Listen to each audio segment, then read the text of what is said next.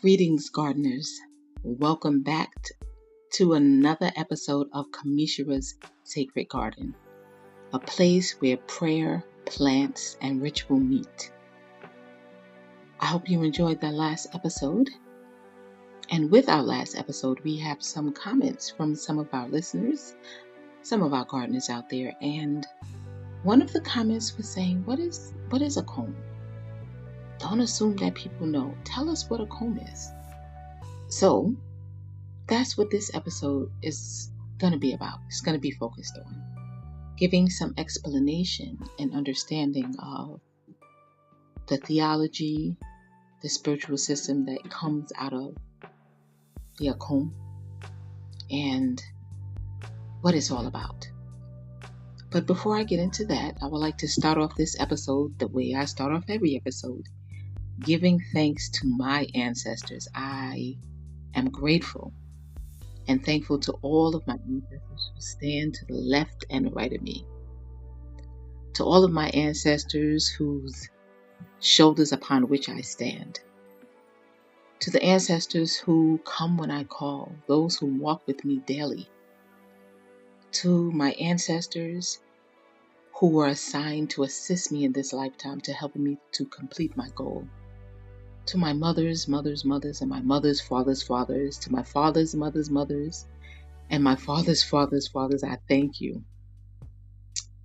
To those ancestors whose blood runs through my veins, to those I know and those who know me better than I know myself, I thank you. Without you, I wouldn't be here. Without your guidance and assistance, I wouldn't be standing the way I am standing. And I assure you, I am standing strong. I'm standing tall. I am standing deeply rooted. And I thank you, my ancestors. Okay. So I appreciate all of the feedback that I've been getting. I appreciate all of the comments. I do ask if you have any comments or any questions, you can leave them on the app and I will see them and I will be able to make episodes to answer those questions that you might have or fill in the blanks that I might have missed.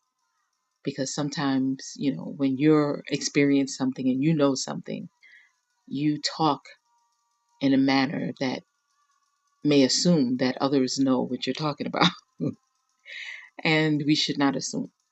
So this episode is dedicated to filling in those blanks. And I'm utilizing a source, and I'm going to have that source listed in the description of this episode. And it's going over the philosophy and the theology of the Akan spiritual tradition that comes out of Ghana, West Africa. So this is a story about the creation. And please excuse me for those who know the tree language. So some of the words I will be speaking will be spoken in tree.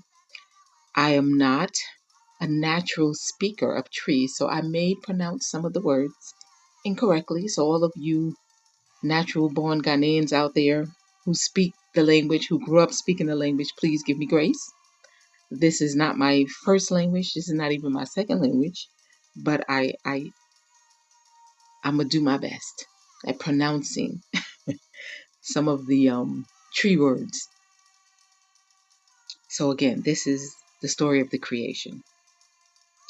Oromankoma, the creator, first made the sky and then the earth, rivers and planets. Finally, she, in creation, created man and animals. The animals fed on the plants already created and in turn provided the food for man. Man also needed protection in his environment. And for this, God created the spirits of the waters, the spirits of the forests, the spirit of the rocks. Then God created whom we call the lesser gods, the Abosum, to take care of man. Everything was created in order, and every creature had its place and its special or particular function. In fact, the Akan proverb says, since God does not like fraud, God gave each creature a name. God is still creating new wonders such as plants, babies, tributaries to rivers, and more. Within within the Akan spiritual tradition, they do not acknowledge the concept of original sin. So to my knowledge, there's no Adam, there's no Eve story. And man was not born in sin. Quite to the contrary. And a Akan proverb says, all that God created is good. Everything that God created and placed on the earth was good. It shows that God continues to care and have compassion for all his creation. The next part of this story is called the separation. And there are many versions of it, depending on where you go. It may be a little different, but essentially it's all the same. There was a time when God and man lived on this earth very close, like a family. Our ancestors could actually touch, reach, and feel him. They were very comfortable and depended on him, for they could go directly to him for whatever they needed, and they needed him for everything. They knew that they were not self-sufficient. A particular old woman loved to stand close to God every day. And every day while standing close to God, and when it was time for her to eat, she cooked her soup and pulled over her traditional mortar and pestle to pound her fufu. Each time she pounded her fufu, without fail, she would accidentally hit God. God would move over so as not to get hit. And the next day she would come back to be with God again. And the same thing would be repeated. She would pound her fufu using the traditional mortar and pestle and accidentally hit God again and again and again. And God would move over a little more, and yet a little more. Then he gradually started to move up and out of the old lady's range of motion. By and by, the people realized God had moved so far out of her reach that no one could reach, feel, or touch him. So, of course, the people panicked. They got their heads together and decided to bring all of the mortars to build a ladder so that they could reach God. Well, everyone brought their mortars and began to build a ladder. By and by, they discovered that they needed just one more mortar to make the ladder high and long enough to reach God. The old lady had an idea. If they could remove the bottom mortar and place it on the top, they surely would be enough. When they attempted to do this, of course, the whole ladder collapsed on them, and many of the people were killed. Thus, they were no longer able to reach, touch, or feel God in that way. However, they, they were aware that they needed to do so because they knew that they were not self-sufficient. They had the experience and they needed to be in harmony, in unity, and in touch with the Creator. God saw this predicament and the grieving people. In his compassion, he created a system by which we could be in constant contact. It is through this experience that the tenets and the methods of our ancient Akom tradition became a living and breathing practice. Now, there are very many versions of this story, like I said in the beginning, about the ancestors of this particular topic, but no one single name is mentioned or associated with the establishment of the traditional Akan spiritual system. So this myth and associated stories can vary according to tribes, regions, villages, and communities, but all have the same common thread running through them. God, in his infinite wisdom and compassion, created a mechanism by which we could reach him.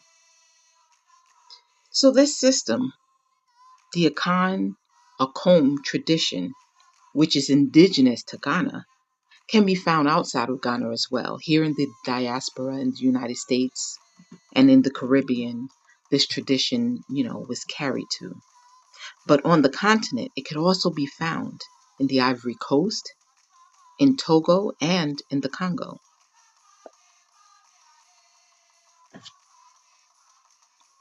So the Akans believe, or I should say, they have this understanding that God is everywhere, but also far away and beyond the reach of humans. An Akan proverb states, "No one shows the supreme being to a child,"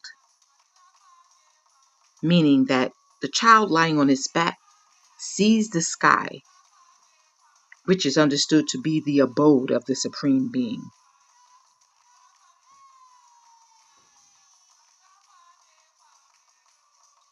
So the Akan have an understanding that the supreme being never dies, and they have an awareness that we do have our own mortality. Humans die, but the supreme being does not. But the Ghanaian does not worship God directly. Nana Akua, as he is sometimes called, shows that he is the only true one, the creator of heaven and earth, who also made the sun and gives the rain, omnipotent, omnipresent, omniscient, and more. He is supreme above all in an absolute sense. His authority cannot be questioned by anyone. God is too unique. He is known by many appellations, such as Antwidiampon, Okokoro, Onyame, Awurade, Abuadi, the Creator, Oromankoma, the one who can give us grace, Nyakapon, Asasaya, Mother Earth, pure, unpolluted, motherly, protective, fruitful. He is the great one, the dependable one, eternal, infinite, the mighty of mighties, transcending everything, able to satisfy. Eja, our Father, Awade, our Lord, Oheni, our King, our Judge. Another Akan proverb states, "If you want to say something to God, say it to the winds." So beside the supreme being, there's an understanding that there exists in our world a world of spirits. It is understood that spirits are everywhere. The supreme being is the Father and the creator of those spirits. And they are sometimes referred to as the children, messengers or agents of God. They receive their powers from God. They are created by God to fulfill specific functions and did not come into existence on their own. Oromankama knew that we would need help, that we would need a presence that we could see feel, and touch. So he created the Abosom specifically for us humans here on Earth.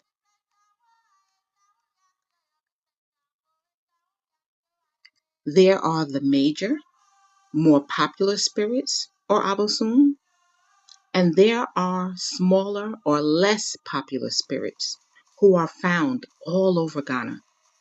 Nevertheless, all of the spirits have powers given to them by God. However, their power is limited. Onyame's power is unlimited. It is understood that the Abosom are ministers or agents of the Supreme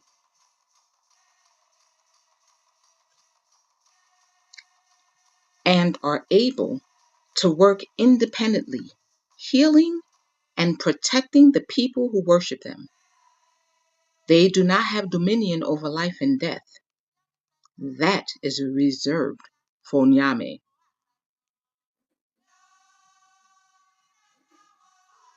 These spirits are embodied in the wind, the rivers, the oceans, streams, trees, mountains, rocks, animals, and other inanimate objects.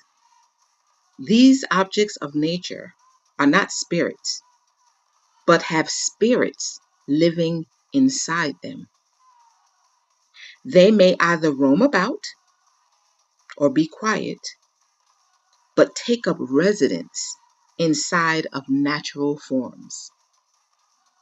Through the Abosom, we receive blessings, prosperity, protection from all dangers and difficulties, calamities and challenges of life, bodily and spiritual protection for our families.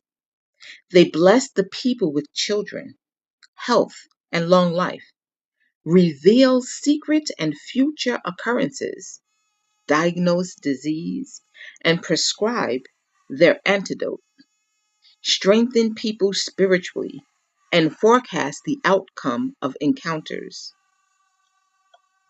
They turn evil destiny into good destiny. The role of the Abosom in the traditional Akan religion, therefore, is great. So that bit of information was taken from a book called The Quest for Spiritual Transformation: An Introduction to Traditional Akan Religion, Rituals, and Practices. And I will have the book, as I stated before, in the description of this episode. So at the Akom, when you attend Akom literally translates to possession. And an Akom is like a prayer. It's a big prayer. And it consists of the people who come, the priests who go through many, many years of training, vigorous training, to be able to learn about the Bosom that they are training into, and to be able to hold or possess or carry the Bosom. Because the priests are like, they're the ones who hold the Bosom that allows us to be able to have that conversation through the Ochimi, who is like the spokesperson for the priest.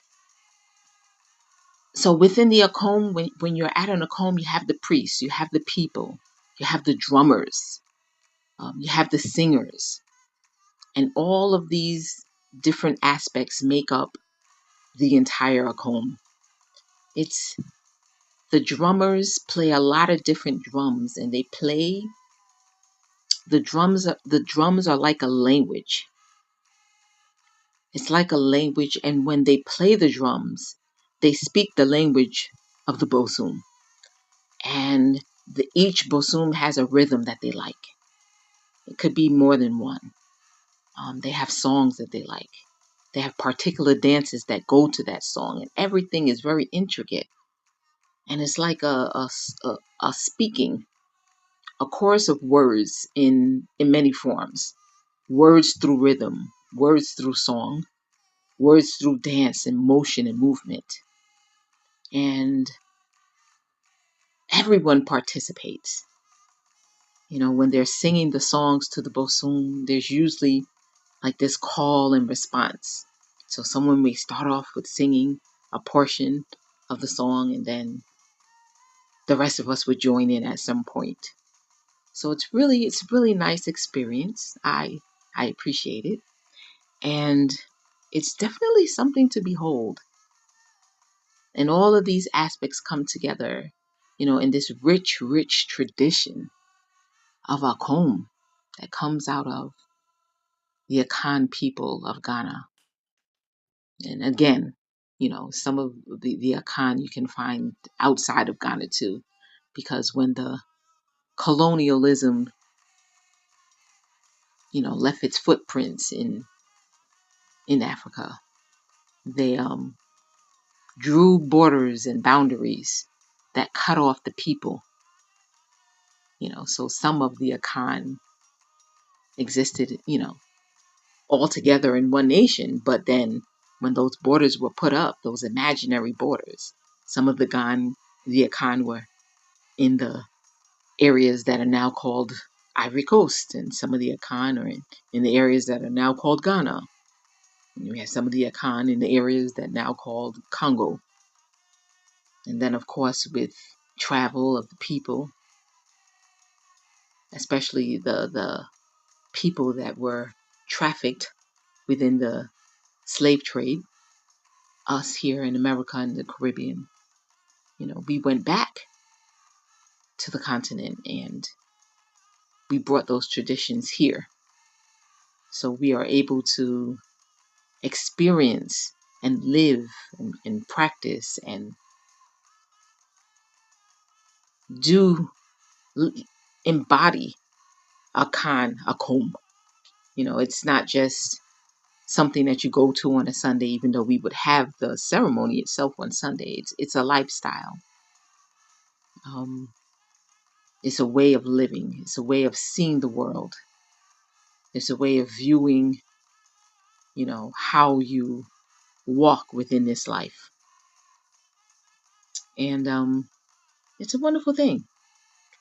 So that's my little introduction into what Akom is and where it comes from, who celebrates it. And it can be celebrated by anyone. Anyone have the opportunity to come and sing and dance and celebrate the Bosum and get blessed by the Bosum, the Abosum. It's a ceremony that's open to the public. There are certain things, of course, that are private, but the Akom Kese, those are like the festivals, the big festivals that are open, to the public. And usually, if you're on any of the social medias, you might see a flyer posted that says, yeah, this festival for a Sergi B, or a festival for Nana AC, or a festival for Adade Kofe is happening. And in Brooklyn, we still have festivals. Not at the Fort Greene Senior Citizen Center anymore, but we do have festivals. A lot of times we'll have the big festivals at Restoration Plaza in Brooklyn, and other places, but mainly they're held at Restoration Plaza. So that's going to end this episode, and I hope you appreciated the gaining of understanding of what Akom is. I hope you took something away from it. And if you practice any other traditional African spiritual systems, I'm sure you could see some of the similarities, because everything really comes from a source. And then as we spread out and go to different places, that source, changes a little bit to reflect the people and the environment that the people live in. So although it has a source, it's expressed very differently depending on where you go on the continent and in the world. So I thank you for joining me this episode. I appreciate your listening and I will appreciate your comments. So please leave a comment down below. If you have any questions, I will do my best to try to answer. I'm not an expert, but I might be able to get an expert to come and answer them for me if I can't answer them myself. If you have not already, please click the follow button and click that little bell next to the follow button so that every time I upload a new episode, they'll send you a notification. Okay? Right now, I'm only on Spotify and I'm still working on getting the podcast up on YouTube for those who don't have Spotify. But I'm not going to belabor this any longer. Thank you for listening. I give thanks to your ancestors for bringing you to this episode of KamishaRa's Sacred Garden, and I will see you on the next episode. Take care of yourselves. Bye bye.